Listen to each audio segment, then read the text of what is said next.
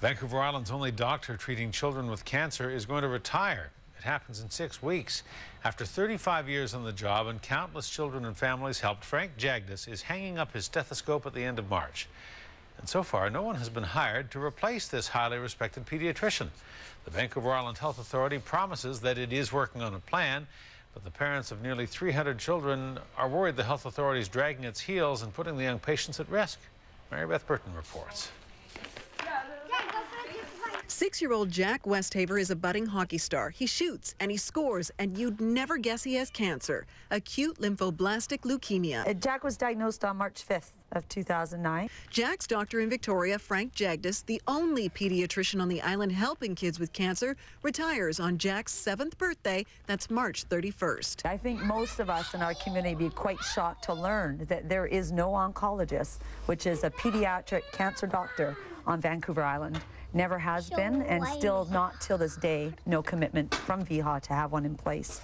The health authority promises a replacement for Dr. Jagdis is in the works and says that replacement will be a cancer specialist. Appreciate people's frustration, but it's not as easy as simply saying, here's a doctor who does this special work. We're working with the ministry and with the Provincial Health Services Authority to try and make sure that we've got the funding in place to be able to replace Dr. Jagdis. But the nearly 300 kids on the island with cancer, who are in remission or who have complex hematology cases, may spend weeks or longer without a physician.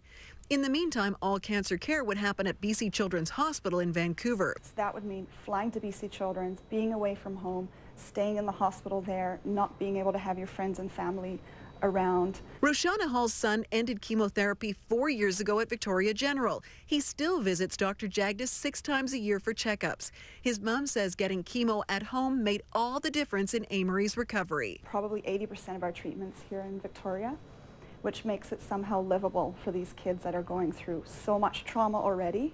Jack's mom agrees. He recovered best at home with his 3 brothers. She wants more than just a pediatric oncologist for the island. The level of care that is provided right now through our Vancouver Island health authorities for children like Jack, and it's not up to where it needs to be. And I think most people would be quite shocked, especially knowing our community and our island is so adamant about fundraising for local kids with cancer. Kids like Jack are going to have to wait longer for news. VIHA hasn't even posted the job position, and there are 6 weeks to go until Dr. Jagdis is retired. In Saanich, Mary Beth Burton, A News.